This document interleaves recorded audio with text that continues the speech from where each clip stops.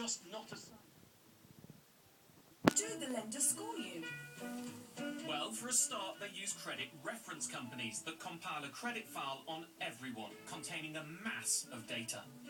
County court judgments, electoral roll information, and lots of financial transaction data, whether you've defaulted, whether you're up to date with your payments. What about, like, phone bills or something like that? For some mad reason, you just think, I can't be bothered to pay it, and they keep sending you all these letters. I think I need a drink. Sit down, Mum. Let me mop your forehead. You didn't hear that. If you are not paying what you are supposed to pay, then that is a missed or defaulted or semi-payment, and that will be the mark that goes against you.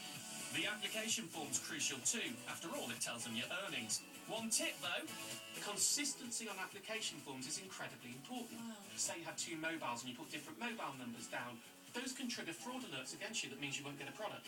And the final thing lenders will do is look at their own info on your past dealings with them. If you're applying to your own bank, that can be good for you because it knows you better, or it can be bad for you because it knows you better. They then use all of that to see how does that match what I want as a customer. If you ask someone to dance, then someone else, then someone else, the next may be put off. The same's true with credit applications. Each marks your file and can make you less attractive. A nightmare if you're caught in a rejection spiral. If there was an error on your credit file causing the rejection, when you eventually check your file, go, that's completely wrong. You get it fixed, it's no problem, it's now fixed.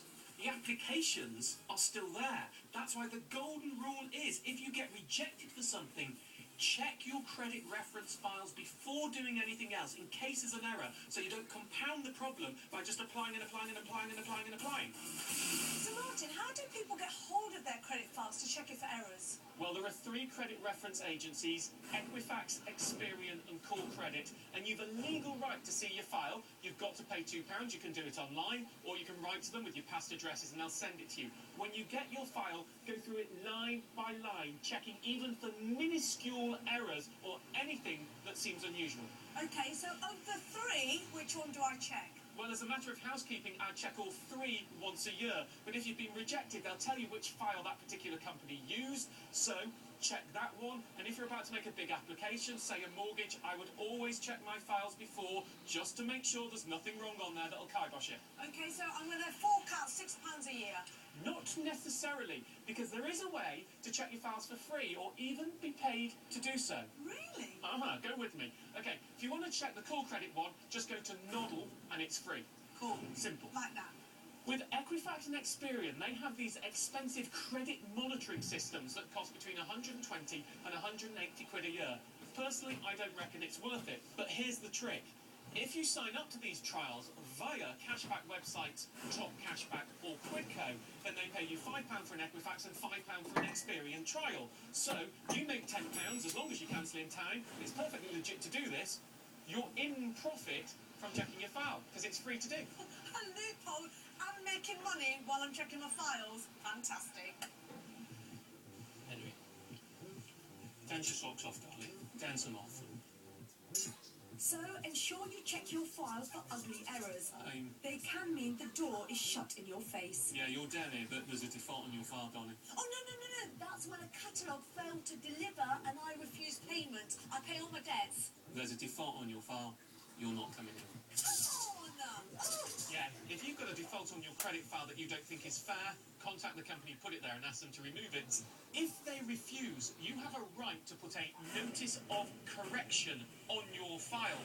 This is a short explanation of why you think it's unfair, like Sarah did with the bouncer over there. Now, that will slow down the application process, but it can improve your chances. And at the same time, you need to write to the Free Financial Ombudsman Service. You complain about the company who put it on your file, and you ask them to order them to remove it. Because it's impartial, if it truly is an unfair default, it should disappear from your file and the problem will go away. I've sent our guests to check their files so we can review them together. While they're at it, I've asked them to grab their rough guide score from a credit reference agency. That costs more and it's not necessary for you to do. It gives you a generalised indication of how good or how attractive you roughly are. But of course, it doesn't have an application form and there's no past dealings with you, so I wouldn't get too hung up on the exact score, but it's a nice measurement form for us in what we're testing. Can we do anything to improve it? And the scores are in. They're rated from very poor to 999. Excellent. Sharon, can you please reveal your card? I'm tense already. I don't know what it is. 691. 691. It's not abominable, but it's going to be an issue. She's disappointed. She wants a mortgage, so anything less than perfect needs managing. James, do come on in! We asked James Jones from one of the big credit reference agencies, Experian, to join us. He'll assess if Martin's tips will boost their credit scores over a year. Looking through your file, you've had some close recent applications. Yes. Did you get accepted? Yes. Okay. She's been playing the credit card game, getting 3 cards with different perks and benefits to slash her holiday costs. No wrong with that. 5. My type of lady. She spent her applications wisely, but applied for a lot of credit at once, and it understandably spooks lenders. So with a mortgage application in mind... Stop! Do nothing! Don't touch cards, no applications, nothing whatsoever for a good deal of time.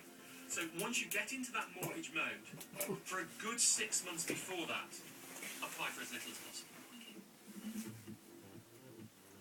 When you apply for credit, aim to put down a landline phone number, not a mobile. It can make you look more stable. Sarah Khan.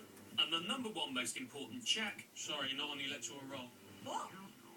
You're not coming in. Oh, have a look. Yeah, it may seem only a small thing, but not being on the electoral roll can kibosh almost all applications for credit.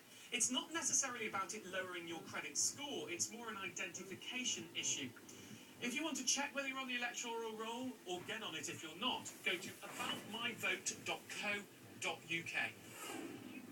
Michelle's not too good with money. And her score's not too good either. 416. I think that means you're going to be ineligible for pretty much most things you apply for. And you asked me a question earlier about what happens if you're not bothered to pay things. What happens if you're not bothered to pay things is you get a credit score of 416. For your credit worthiness, it's essential you pay all debts and pay them all on time.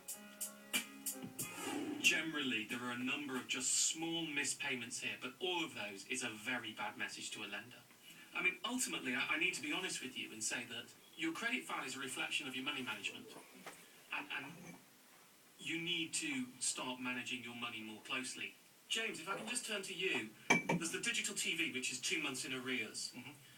What would the impact on Michelle's score be of catching that payment up? Something as little as that. Well, I mean, simply catching up those 2 late payments would probably gain you about 80 points on your credit score. Wow, so that's quite a big deal. So instantly we start to move you into a different category. This is all about proving that you're good going forward. You've had some problems in the past, go forward. If you've real money problems, your credit file's the least of your concerns. Focus on repaying priority debts like mortgage and council tax, even if you must miss others.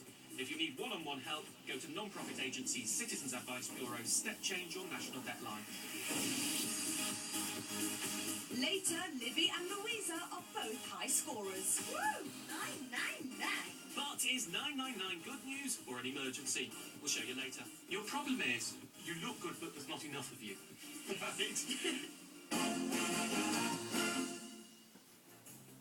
My money teaser for today. If you owed £5,000 on a credit card at an APR of 20% and you made only the prescribed monthly minimum repayments, how long would it take you to clear the debt? A. You'll be paying the bill for another 9 years. B. 32 years of paying bills. You young'uns don't know what it's like. C. 60 years. C. Jag said C. Shut up.